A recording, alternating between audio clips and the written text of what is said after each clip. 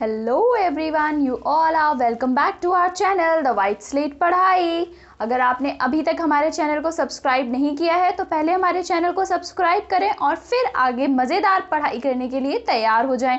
अगर आप इस चैनल पर नए आए हैं, पहली बार मुझसे मिल रहे हैं, तो मेरा नाम है श्वेता बाजपेयी और यहाँ द वाइट स्लेट पढ़ाई पर हम अपने 6 से लेके और 12th क्लास तक की अभी साइंस और मैथ्स पे फोकस कर रहे हैं। जितना हो सके उतना हम ज़्यादा से ज़्यादा वीडियोस आप तक लाने की यहाँ पर कोशिश कर रहे हैं, ताकि इस कोरोना काल में आपको बिल्कुल भी पढ़ाई की कमी ना हो, सही डोज जो है पढ़ाई का वो मिलता रहे, क्योंकि सारी चीज़ों का थोड़ा थोड़ा डोज मिलना बड़ा ज़रूरी है ज़िंदगी को बैलेंस बना के रखने के लिए।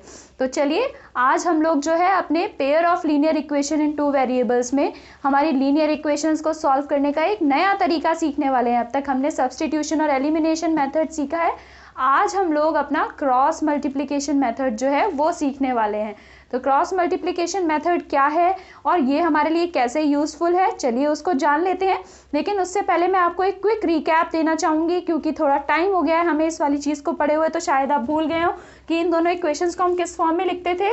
a1x plus b1y plus c1 is equals to 0। इसी तरीके से a2x plus b2y plus c2 is equals to 0। तो मैं आपको बस यही याद दिलाना चाहती थी कि यहाँ पे x के कोफिशिएंट को a1 और a2, y के कोफिशिएंट को b1 और b2, और c जो हमारा कांस्टेंट था उन्हें c1 और c2 हम यहाँ पर बोलते हैं।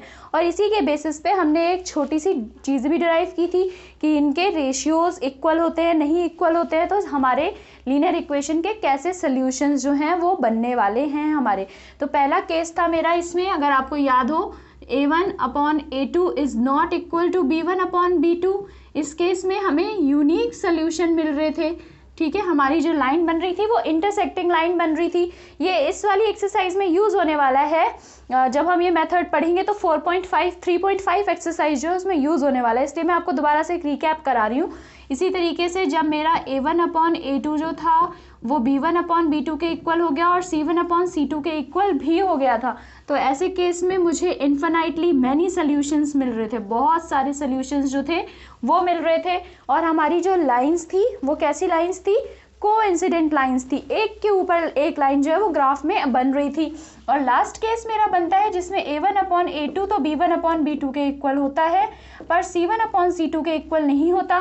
तो ऐसे केस में मेरी पैरेलल लाइंस बन रही थी और मुझे कोई सोल्यूशन यहाँ नहीं मिल रहा था, नो सोल्यूशन था। तो ये चीज़ मैं आपको एक बार रिवाइज कराना चाहती थी, क्योंकि जो मेरा पहला क्वेश्चन यहाँ है 3.5 एक्सरसाइज का, ये मुझसे ये कहता है कि पहले मुझे इन चारों इक्वेशंस को देखते हुए चारों क्वेश्चंस में फाइंड आउट करना है कि यूनिक सोल्यूशन किसका होगा। मतलब ये वाली कंडीशन कहाँ सेटिस्फाई हो रही है कि a1 upon a2, b1 upon b2, c1 upon c2 कुछ भी एक दूसरे के इक्वल नहीं है। जहाँ पे भी ये चीज़ सेटिस्फाई हो रही है, सिर्फ वही वाले इक्वेशन को हमें सॉल्व करना है और उनका आंसर जो है वो निकालना है। तो किस मेथड से निकालना है, क्रॉस मल्टीप्लिकेशन मेथड के थ्रू निकालना है। तो आई होप कि आपको ये चीज़ याद आ गई होगी, हमने रिकैप अच्छे से कर लिया है। तो यूनिक सोल्यूशन सबसे पहले हम देखेंगे। फर्स्ट का फर्स्ट पार्ट देखिए, अगर आप फर्स्ट का फर्स्ट पार्ट देखते हैं, x minus 3y minus 3 is equals to 0 और 3x minus 9y minus 2 is equals to 0 में a1 है आपका, यहाँ पे a1 अपॉन a2 सीधा ही लिख लेते हैं।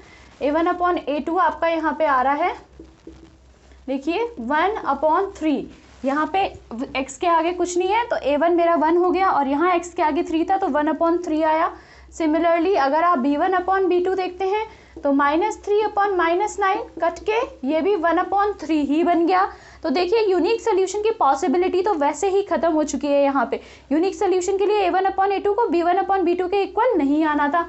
सिमिलरली अगर आप यहाँ पे c1 अपॉन c2 देखते हैं तो माइनस 3 अपॉन माइनस 2 है, मतलब कि वो इक्वल नहीं आ रहा। ये कंडीशन मेरी बन रही है पैरेलल लाइंस वाली, मतलब कि नो सोल्यूशन वाली। तो इस केस में तो मेरे नो सोल्यूशन है। जब सोल्यूशन ही नहीं है तो सॉल्व भी नहीं करना है, मुझे सिर्फ उनको सॉल्व करना है जो मुझे यूनिक सोल्यूशन दें।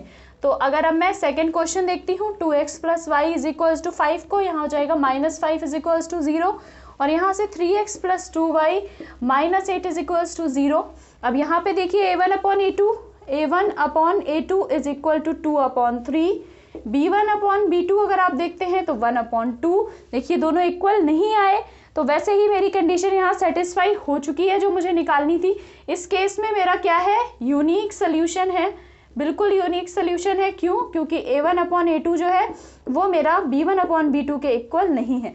तो जैसे ही यूनिक सोल्यूशन मिल जाता है तो अब हम अपना इस वाली इक्वेशन को सॉल्व कर सकते हैं। सॉल्व कैसे करेंगे? लेकिन नए मेथड से। करने को तो आप इसे देखिए सब्स्टिट्यूशन और एलिमिनेशन से भी बड़ी आसानी से कर सकते थे, पर हम जो है यहाँ पर नए मेथड से सॉल्व करने वाले हैं, जो है मेरा क्रॉस मल्टीप्लिकेशन मेथड। देखिए क्रॉस मल्टीप्लिकेशन मेथड में क्या होता है हमारा यहाँ पर कि आप है ना पहले ये क्रॉसेस बना लीजिए, 1 क्रॉस, 2 क्रॉस, 3 क्रॉस, क्योंकि इसमें हमारे पास 3 चीज़ें होती हैं ना, x, a, b और c, 3 चीज़ें आती हैं हमारे पास, 3 कोफिशिएंट्स आते हैं एक तरीके से देखा जाए। तो मैंने 3 क्रॉसेस यहाँ बना लिए। अब मैं इन 3 क्रॉसेस के साथ में क्या लिखने वाली हूँ यहाँ पर, देखिए मैं यहाँ लिखूँगी x, y इनके अलावा, और यहाँ पर मेरा c जो मेरा कांस्टेंट था, तो उसकी जगह पे c ना लिख के मैं एक 1 लिख देती हूँ, क्योंकि 1 जो है परमानेंटली कांस्टेंट रहने वाला है मेरा। तो x अपॉन ये क्रॉस, y अपॉन ये क्रॉस, 1 अपॉन ये क्रॉस। अब ये क्रॉस आखिर क्या है, ये सब क्रॉसेस के साथ में क्या करना है, तो सबसे पहले लिखना है हमें यहाँ पे b1/b2। जो मैंने यहाँ लिख दिया वही मैं लास्ट में लिख देने वाली हूँ, b1/b2। देखिए अब बीच वाले के साथ शुरुआत की और आगे की तरफ बढ़ेंगे, a1/a2 नहीं देखेंगे, तो b1/b2, फिर मेरा c1/c2, और यहाँ पे मैं लिखूंगी फिर अपना a1/a2। सबसे पहले आप दोनों साइड को b1/b2 लिख दीजिए, उसके बाद c1/c2 और फिर a1/a2। अब मैंने ये क्यों लिखा है, ये मैंने इसलिए लिखा है क्योंकि इन चीज़ों को आपको क्रॉस मल्टीप्लाई करना है। ये जो मैंने लिखा हुआ है इनको क्रॉस मल्टीप्लाई करना है, b1/c2 माइनस c1/b2, ठीक है। सिमिलरली यहाँ से c1/a2 minus a1/c2, similarly a1/b2 minus b1/a2। इस तरीके का आपको कुछ यहाँ पे करने की कोशिश करनी है। सोच रहे होंगे बहुत कंफ्यूजिंग है, पर जब आप सॉल्व करेंगे तो देखेंगे बहुत इजीली आंसर इसमें निकल के आता है, इसलिए इसे बिल्कुल कंफ्यूजिंग मान के मत चलिए। अब मैं आपको एग्जैक्टली लिख कर दिखाती हूँ कि इसमें होना क्या है। ऊपर वाला ही रब कर देते हैं ताकि हम अच्छे से इस चीज़ को समझ पाएँ। फर्स्ट वाले में देखिए आपको पता चली गया था, नो सोल्यूशन बन रहा था। इसको हम कैसे लिखते हैं एग्जैक्टली, इसे हम लिखते हैं x अपॉन, देखिए b1/c2, b1c2 minus c1b2 is equals to y upon c1a2 minus a1c2 is equals to 1 upon a1b2 minus b1a2। तो बस इतना लिख लेना है, इनकी वैल्यूज पुट कराने देनी है और आप देखेंगे कि एक्स वाई की वैल्यू आपको कितनी जल्दी जो है आसानी से मिल जाएगी यहाँ पे। तो इस केस में हम अपना a1/a2, b1/b2 सारी चीज़ें निकाल चुके हैं। हमें पता है a1 क्या है, b1 क्या है, बस वो वैल्यू यहाँ पे पुट करानी है। देखिए कैसे पुट कराएंगे आप। सबसे पहले x की जगह पे तो हम x ही लिखेंगे, उसकी जगह हमें कुछ नहीं लिखना। b1 का मतलब कि y का कोफिशिएंट पहले वाले में, तो y का कोफिशिएंट है 1, इनटू किसको करना है आपको, c2। तो देखिए यहाँ पर c2 कितना है आपका, -8 है यहाँ पे, तो 1 इंटू -8 माइनस यहाँ पे आपका c1 मतलब कि -5 इंटू किसके साथ, b2 के साथ मतलब कि 2 इज इक्वल्स टू में क्या आया, y अपॉन यहाँ c1 इंटू a2।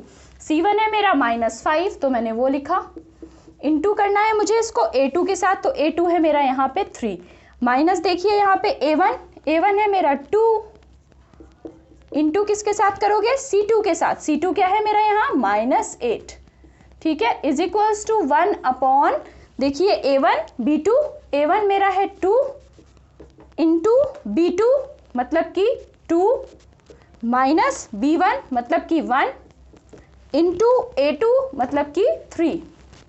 बस एक बार अगर आपने ये सारी चीज़ें बिल्कुल सही तरीके से लिख ली, बिल्कुल कुछ भी करने की फिर ज़रूरत नहीं पड़ती है, आगे आंसर निकल के आ जाता है। देखिए ये आ जाएगा -8 और ये माइनस माइनस आपका वैसे ही प्लस होने वाला है, तो मैं साइन यहाँ प्लस का लगाती हूँ और 5 2 ज़ा 10 is equals to y upon 5 3 ज़ा 15, बट माइनस का ये भी माइनस माइनस प्लस हो जाएगा, 2 8 ज़ा 16 is equals to 1 upon 2 into 2 4 -3, ठीक है। देखिए यहाँ पे आसानी से अच्छे से आप देख सकते हैं, क्या देख सकते हैं वो देखना है आपको यहाँ। अभी यहाँ नीचे सॉल्व कर देती हूँ मैं। ऐसी जगह पे, ताकि पूरा क्वेश्चन जो है एक बार में बना रहे। मैं ये यूनिक सोल्यूशन जो है हमने फाइंड आउट किया था ये हटा देती हूँ, तो मैं यहाँ सॉल्व आपको करके दिखा सकती हूँ, क्योंकि एक बार में रहे पूरा का पूरा तो ज़्यादा आपको अच्छे से समझ में आ पाएंगी चीज़ें। तो अब ये पूरा आ गया। देखिए इसका क्या मीनिंग बना, ये बन गया x/2 -8 + 10 मतलब कि सिर्फ 2। ये किसके इक्वल आ गया, ये इक्वल आ गया 15 में से। जब 16 में से 15 चला जाता है तो 1 बचने वाला है। और यहाँ पे भी देखिए आपका 1/1 के। इतना आने के बाद आप सोचेंगे अब x और y की वैल्यू कहाँ निकल के आ रही है मैम, इतनी मेहनत कर ली, इतनी बारीकी के साथ सारी चीज़ें पुट करी, पर x और y की वैल्यू कहाँ है। तो x और y की वैल्यू आपके सामने है। ये जो कांस्टेंट वाला टर्म हमारा निकल आता है ना, एक बार x की वैल्यू को इसके इक्वल कराइए, दूसरी बार y की वैल्यू को उसके इक्वल कराइए, आपको आंसर मिल जाएगा। कैसे मिलेगा, देखिए x/2 = 1/1 मतलब 2 मेरा वहाँ चला जाएगा, ये यहाँ आ जाएगा, तो x = 2 आ गया। सिमिलरली अब मैं y की वैल्यू को ऐसे ही पुट कराऊंगी 1/1 मतलब कि y की वैल्यू भी जो है वो 1 के इक्वल आ गई। तो देखा आपने कितनी आसानी से सिर्फ नॉर्मल मल्टीप्लाई और माइनस करके आंसर निकल के आ गया। बाकी सारे मेथड्स में ये यहाँ से मल्टीप्लाई किया, वो कट किया, यहाँ पे पुट करना है, वो करना है, यहाँ कुछ नहीं करना। आपने सिर्फ हमारी जो वैल्यूज़ हैं a1 b1 और c1 की, a2 b2 और c2 की, उनको अरेंज करना है इस फैशन में, और हमारा काम जो है फटाफट हो जाने वाला है। देखिए एक बार में बिल्कुल समझ नहीं आएगा। आप ये सोचें कि मैंने समझा दिया आपको समझ में आ गया, नहीं, बिल्कुल नहीं। ये प्रैक्टिस के साथ समझ में आता है। जब आप धीमे धीमे ये बनाएंगे, सीखेंगे किसको किससे मल्टीप्लाई करके किससे माइनस करना है, तब आपका आंसर जो है सही तरह से निकल के आएगा। बिना प्रैक्टिस के मैथ्स वैसे भी नहीं होने वाली थी आपकी, तो अभी कैसे हो जाएगी। देखिए इसी तरीके से अभी हम सेकंड का सेकंड पार्ट नहीं था बेटा, ये फर्स्ट का सेकंड पार्ट था। तो फर्स्ट का सेकंड पार्ट हमने यहाँ सॉल्व कर लिया था अपना बिग मेथड लगा के, जो हमने नया मेथड आज सीखना था। अभी देखिए आगे देखते हैं थर्ड पार्ट की तरफ। फर्स्ट का थर्ड पार्ट क्या बोल रहा है, फर्स्ट का थर्ड पार्ट अगर आप देखते हैं, देखिए सबसे पहले तो आएगा मेरा a1/a2 3/6 के इक्वल, मतलब कि 1/3 के इक्वल आया। और यहाँ पे b1/b2 -5/-10 के इक्वल, मतलब कि ये भी मेरा 1/2 के इक्वल आ जाता है। यहाँ पे ये भी सॉरी बेटा 1/2, 3 1 3, 3 2 6। तो a1/a2 और b1/b2 जब इक्वल हो जाते हैं तो ऑब्वियस सी बात है मेरा यूनिक सोल्यूशन तो नहीं बनने वाला है। आगे चाहे बेशक मैं देख लूँ c1/c2 भी, जो कि मेरा -20 और -40 के इक्वल आ रहा है, और वो भी मेरा 1/2 के इक्वल है। मतलब कि मेरा इन्फिनाइटली मैनी सोल्यूशन वाला केस जो है वो बन रहा है। यहाँ पे इन्फिनाइटली मैनी सोल्यूशन यहाँ पे आने वाले, पर यूनिक नहीं आ रहा, तो इसलिए ये तो हम वैसे ही कंसिडर नहीं कर रहे। क्यों इन्फिनाइटली मैनी, क्योंकि a1/a2 = b1/b2 = c1/c2, तो इसलिए इन्फिनाइटली मैनी सोल्यूशंस वाला केस यहाँ बन रहा है। तो इसका हमें सॉल्व नहीं करना है, नहीं निकालना है, हमें सिर्फ यूनिक सोल्यूशन वाले निकालने थे। तो ये भी हमने छोड़ देना है ऐसे ही, यही बस आंसर था इसका कि इन्फिनाइटली मैनी सोल्यूशंस जो है वो यहाँ निकल के आ रहे हैं। अब देखिए आप अपना फोर्थ वाला, शायद ये मुझे ऐसा लग रहा है कि यूनिक सोल्यूशन होने वाला है। देखिए a1/a2 मैं वैल्यू लिख लेती हूँ, a1 की है 1, a2 की है वैल्यू यहाँ पे 3, b1 की है -3, b2 की भी है मेरी -3। सिमिलरली c1 की वैल्यू है -7 और c2 की वैल्यू है यहाँ -15। आपको देख के ही समझ में आ रहा होगा 1/3 is not equal to 1/1 and it is not equal to 7/15, मतलब कि ये आपका यूनिक सोल्यूशन है बेशक। तो ये तो आप लिखेंगे ही कि a1/a2 is not equal to b1/b2, तो ये आपका यूनिक सोल्यूशन है। यूनिक सोल्यूशन है तो इसमें हमें सॉल्व करना होगा। सॉल्व करने के लिए क्रॉस मल्टीप्लिकेशन मेथड लगाना होगा। देखिए कैसे लगाएंगे, मैं दोबारा याद दिला रही हूँ आपको कैसे लगाना था। आपको बिल्कुल वैसे ही पहले आप अपने सुविधा के लिए ये बना लीजिए, ताकि आप भूलें नहीं कि क्या किस में मल्टीप्लाई कराना है। ये रफ में बना लो बेशक, ठीक है, भूलना नहीं है, क्योंकि इसलिए b1 b2, लास्ट में फिर से b1 b2, फिर हम c1 c2 a1 a2, बस ऐसे लिख लिया एक बार तो मुझे अपने आप याद हो जाएगा कौन किससे मल्टीप्लाई करा के माइनस करना था। देखिए अभी x अपॉन सबसे पहले आता है मेरा b1 इंटू c2, तो देखिए b1 -3, तो b1 इंटू था आपका c2, मतलब कि -15। अब माइनस में क्या, c1 इंटू b1 या फिर b1 इंटू c1, तो b1 है मेरा यहाँ पे, sorry b2 into c1, b2 भी मेरा -3 है और यहाँ पे मल्टीप्लाई कराना है C1 के साथ, मतलब कि -7 is equals to y upon, देखिए यहाँ पे C1 इंटू A2, तो C1 है -7, लिखते जाओ साथ में, इंटू A2 3, इस बार मैंने सामने लिखा है आपके minus C2 into A1, C2 है -15 और आपका A2 है यहाँ पे देखिए, सॉरी C2 इंटू A1, तो A1 है आपका 1 इज इक्वल्स टू 1 अपॉन, क्या लिखना है आपको, A1 इंटू B2, तो A1 into B2, A1 into B2, मतलब कि 1 इंटू -3, माइनस किसके होगा, A2 इंटू B1, A2 है आपका 3 इंटू आपका B1 -3। तो बस हमने सारी की सारी चीज़ें जो मेंशन कर ली। इसके आगे की कहानी आपको पता ही है कि बहुत इजी है, सिर्फ इतना अगर आप बना लेते हो तो आगे की कहानी अपने आप इजी हो ही जाती है। तो देखिए यहाँ पे x upon minus into minus plus हो जाएगा, 15 3 45, यहाँ पे भी माइनस इंटू माइनस प्लस और फिर प्लस इंटू माइनस माइनस, मतलब माइनस का ही साइन रहने वाला है, 3 7 21 is equals to y upon 3 7 21, ये माइनस इंटू माइनस करने से प्लस हो जाएगा, तो प्लस आने वाला है हमारा 15। सिमिलरली 1 अपॉन यहाँ पे 3 इंटू -1 मतलब कि -3, माइनस इंटू माइनस ये भी प्लस, मतलब 3 3 और साथ में 9 हमारा यहाँ निकल के आ गया। देखिए आगे का स्टेप ये बनेगा मेरा, 5 में से 1 गया 4, 4 में से 2 गया 2, तो x upon 24। Similarly y upon 5 + 1 6, 2 + 1 3, y upon 36, और यहाँ पे मेरा बनेगा 9 में से 3 जाते ही 1 अपॉन 6। तो जो अभी हमने किया था पहले वाले क्वेश्चन में वही करेंगे, एक बार x की वैल्यू को इसके इक्विवेलेंट पुट कराओ, एक बार y की वैल्यू को, ताकि x और y की वैल्यूज जो है वो आ जाएं। तो देखिए x upon 24 is equals to 1 upon 6, इसका मीनिंग हुआ कि ये 24 मेरा यहाँ आ जाएगा x की वैल्यू निकालने के लिए, तो x is equals to 24 upon 6, तो ये कट हो जाएगा मेरा, 6 1 6, 6 4 24, मतलब कि x की वैल्यू आ गई यहाँ पे 4।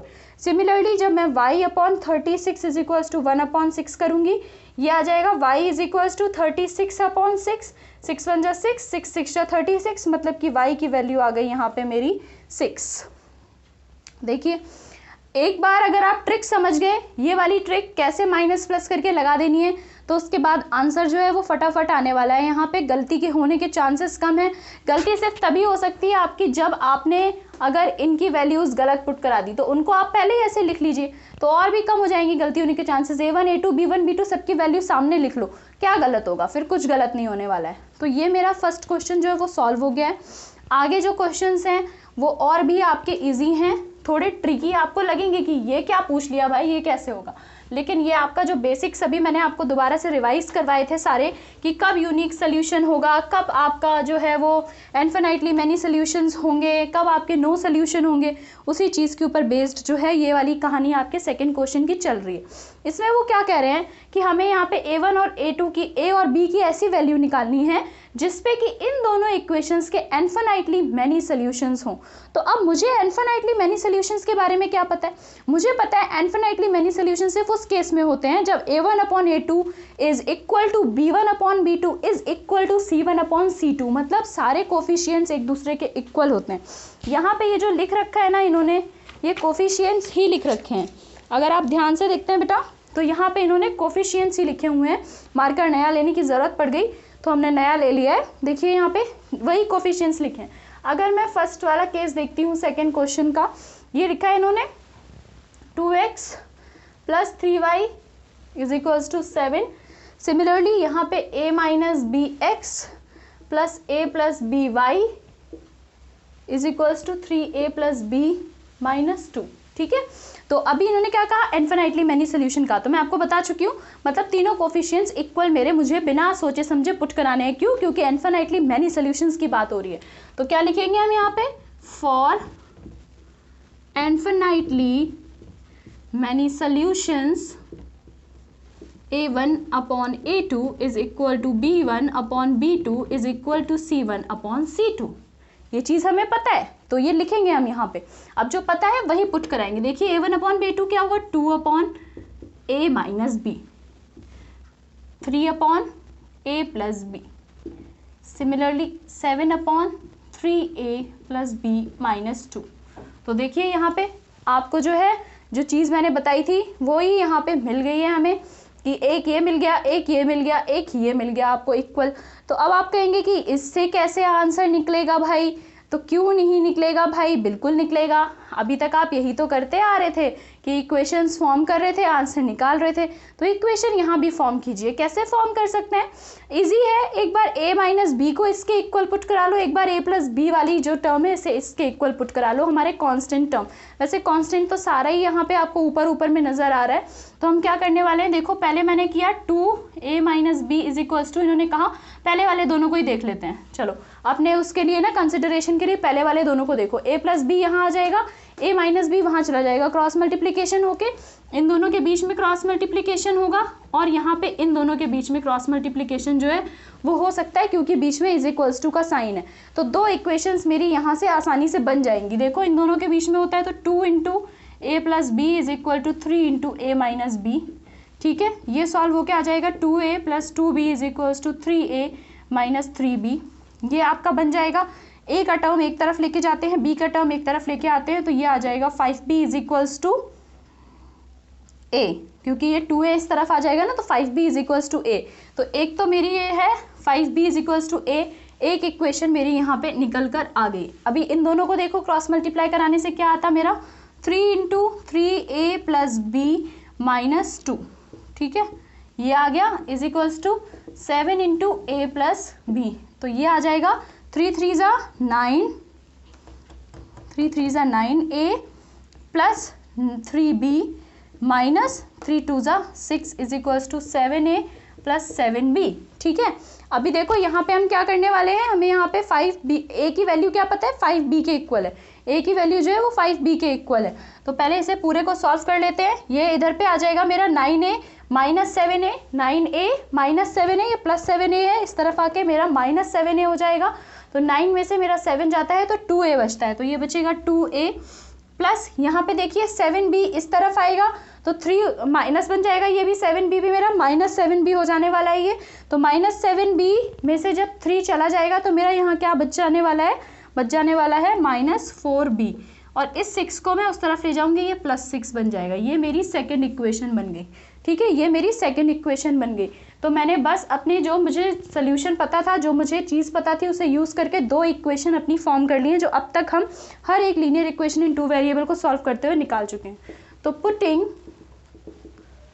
a is equals to 5b in equation 2, substitution method याद आ रहा है आपको, यहाँ तो ऑलरेडी a की वैल्यू निकली हुई है, तो सब्सटीट्यूशन मेथड लगा दिया हमने, यहाँ पे a की वैल्यू जो है वो पुट करा देंगे। तो 2 into 5b minus 4b is equals to 6, 10b minus 4b is equals to 6, मतलब कि 6b इज इक्वल्स टू 6, तो b इज इक्वल्स टू 1 आपका आ गया, क्योंकि 6/6 1 आने वाला है।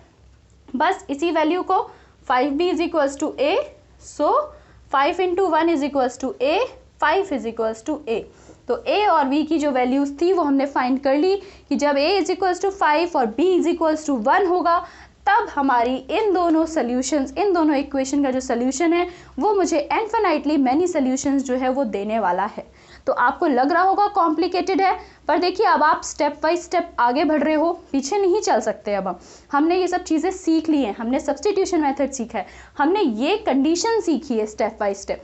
तो अब आगे देखिए हायर लेवल की ही डिफिकल्टी आने वाली है। तो 3.5 और 3.6 एक्सरसाइजेस हलवा पूरी नहीं होने वाली थी आपकी, थोड़ा सा आगे आने वाला था। ऐसे क्वेश्चंस जो एग्जाम में भी आ सकते हैं, बिल्कुल आएंगे, 3 नंबर के क्वेश्चन में पक्का आ सकते हैं ऐसे क्वेश्चंस। तो आप इनको अच्छे से प्रैक्टिस करें और समझने की कोशिश भी करें। ठीक है, तो चलिए इसी तरीके से जो मेरा इसका सेकंड का सेकंड पार्ट है ना, वो भी कुछ ऐसा ही है। सेकंड का सेकंड पार्ट लेकिन क्या कह रहा है मुझसे, इनफिनिटली मैनी सोल्यूशन नहीं कह रहा, वो मेरे से कह रहा है नो सोल्यूशन। सेकंड का सेकंड पार्ट मुझसे क्या कह रहा है, नो सोल्यूशन। तो नो सोल्यूशन मेरा पैरेलल लाइन के केस में बनता था, जहाँ पे मेरा सिर्फ a1/a2 जो था वो b1/b2 के इक्वल था, पर c1/c2 के इक्वल नहीं था। चलिए मैं ये लाइन मिटा देती हूँ, इस लाइन के मिटाते ही ये मेरा सेकंड क्वेश्चन आपके सामने जो है वो आ जाएगा। ये रहा सेकंड क्वेश्चन, ताकि मुझे दोबारा से जो है क्वेश्चन ना लिखना पड़े। देखिए यहाँ पे सेकंड का सेकंड पार्ट क्या कह रहा है, नो सोल्यूशन। तो इसके लिए हम वही लिखेंगे, फॉर नो सोल्यूशन क्या होता है हमारी condition, a1/a2 is equal to b1/b2 but it is not equal to c1/c2। ये होती है मेरी कंडीशन। मतलब मैं सिर्फ a1/a2 को b1/b2 के इक्वल पुट करा सकती हूँ और k की वैल्यू बस मैं वहीं से कैलकुलेट कर लूँगी, क्योंकि आप देखिए यहाँ कोई और वेरिएबल नहीं है, यहाँ सिर्फ एक ही वेरिएबल है k। अगर b भी होता तो मुझे 3 चीज़ों की ज़रूरत पड़ती ताकि मैं फिर 2 इक्वेशन बना पाती और फिर सॉल्व करती, पर एक ही है, मतलब 1 वेरिएबल वाली इक्वेशन बनेगी। बहुत अच्छी बात है, तो हम इसी को फॉलो करेंगे। तो आ जाएगा 3/2k - 1 is equal to b1/b2 में देखिए y के साथ कुछ नहीं है तो 1 हो जाएगा, और नीचे यहाँ पे k - 1 है तो वो आ गया मेरा। बस यही मेरी इक्वेशन है, इसी को मैंने सॉल्व करना है। क्रॉस मल्टीप्लाई हो जाता है ये, तो ये 1 × 2k - 1 3k - 3 is equals to 2k - 1। इतना तो बहुत इजी है, आपने कई बार किया हुआ है। ये इस तरफ आएगा 3k - 2k is equals to -1 + 3k is equals to 2। तो जब k की वैल्यू 2 रखेंगे हम, तो इन दोनों इक्वेशंस का जो सोल्यूशन निकलेगा वो नो सोल्यूशन होगा। पैरेलल लाइंस जो हैं वो बन जाने वाली हैं अगर मैं k की वैल्यू 2 रख दूँ तो, ठीक है। तो बस यही चीज़ मुझे यहाँ फाइंड आउट करनी थी, k की वैल्यू, और यहाँ करनी थी a और b की वैल्यू, तो वो मैंने यहाँ फाइंड आउट कर लिए। थर्ड क्वेश्चन तो बहुत ही ईजी है, आपको मैंने already cross multiplication method 2 question solve करके बता दिया। थर्ड क्वेश्चन ना बस यही कह रहा है कि अब क्रॉस मल्टीप्लिकेशन मेथड को आप प्रैक्टिस करें और इन दोनों इक्वेशंस का जो मेरा आंसर है वो क्रॉस मल्टीप्लिकेशन मेथड के थ्रू जो है वो निकालने के लिए मुझसे कह रहा है। तो अभी मैं इसको दोबारा से कवर कर देती हूँ, क्योंकि अब हम थर्ड क्वेश्चन की तरफ बढ़ने वाले हैं। तो थर्ड क्वेश्चन की तरफ बढ़ने से पहले वही मैंने आपसे कहा था, a1 a2 b1 b2 c1 c2 की वैल्यू पहले लिख लेते हैं ताकि कोई गड़बड़ होने के चांस ही ना रहे। तो देखिए वही लिखते हैं, a1 है यहाँ पे 8, a2 है 3, x का कोफिशिएंट देखिए ऐसे ही, y का कोफिशिएंट 5, b2 हो गया मेरा 2, c1 हो गया मेरा, देखिए c1 जो है इज इक्वल्स टू के इस तरफ होता है, तो आप इसे 9 और 4 लिखने की गलती मत कीजिएगा। ये आपकी इक्वेशन चेंज होके हो जाने वाली है -9 इज इक्वल्स टू 0, और सिमिलरली ये हो जाने वाली थी -4 इज इक्वल्स टू 0। मतलब c1 और c2 की वैल्यू लिखते टाइम प्लीज़ बहुत ध्यान रखिए, अगर इज इक्वल्स टू के उस तरफ है तो पहले इस तरफ लाइए और फिर उसके अकॉर्डिंग ही साइन लिखिए। अगर मैं यहाँ पे अभी 9 और 4 लिख देती c1 और c2 की वैल्यू तो मेरा आंसर बिल्कुल गलत आ जाता, क्योंकि वैल्यू जो है वो -9 और -4 होनी चाहिए थी, ठीक है। तो मेरी इस चीज़ को मत भूलिए, general form ax + by + c is equals to 0, general form जो है लीनियर इक्वेशन की, इसे नहीं भूलना है, इसी के अकॉर्डिंग ही लगी होनी चाहिए इक्वेशन, तभी क्रॉस मल्टीप्लिकेशन जो है वो कामयाब होने वाला है। तो ये लगा लिया हमने, उसके बाद वही अपना क्रॉस मल्टीप्लिकेशन वाला बना लीजिए, क्योंकि हमें याद नहीं रखना, याद वाद रख के क्या करेंगे, हम इतना दिमाग थोड़ा ना खराब करते हैं, हमने तो ये रटा हुआ है बस, ये देखो कि दोनों तरफ b1 b2, यहाँ पे c1 c2 और यहाँ पे a1 a2, बस इतना लिख लिया मैंने। उसके बाद तो मैं अपना दिमाग खुद चला लूँगी, रटने की मेरे को कोई ज़रूरत नहीं है यहाँ। तो क्या करते थे फिर हम, x/b1 × c2, b1 है मेरा 5 × c2 -4 -b2 × c1, मतलब 2 × -9 is equals to y/c1 × a2, c1 है -9 × a2 है मेरा 8, सॉरी a2 बोल रहा है 3, -c2 × a1, c2 है मेरा -4 और इंटू किससे करना है, a1, मतलब कि 8 is equals to 1/a1 × b2, a1 है 8 × b2 2 -a2 × b1, a2 है 3, b1 है 5, बस फटाफट मेंशन कर लिया और आंसर जो है अब निकाल लेना है हमें। इसका आंसर कैसे निकलने वाला है मेरा, आपको तो अब इसके आगे की कहानी आपको पता है, बड़ी ईजी है। 5 4 ज़ा 20 पर -20 क्योंकि माइनस का है, माइनस माइनस मेरा प्लस, 2 9 ज़ा 18 इज इक्वल्स टू y/, ये भी 3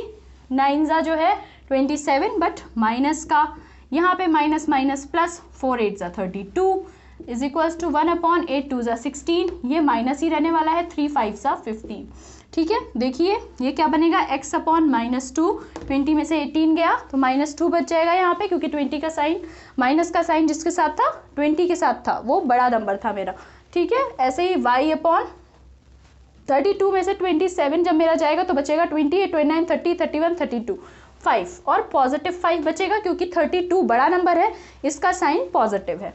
सिमिलरली यहाँ 16 में से 15 या तो वैसे ही 1/1 नज़र आ रहा है बिना सोचे समझे, तो बस अब यही कराना है, x/-2 इज इक्वल्स टू 1/1, मतलब कि x is equals to -2, answer आ गया। और y upon 5 is equals to 1/1, इसका मतलब हो गया y is equals to 5, answer आ गया।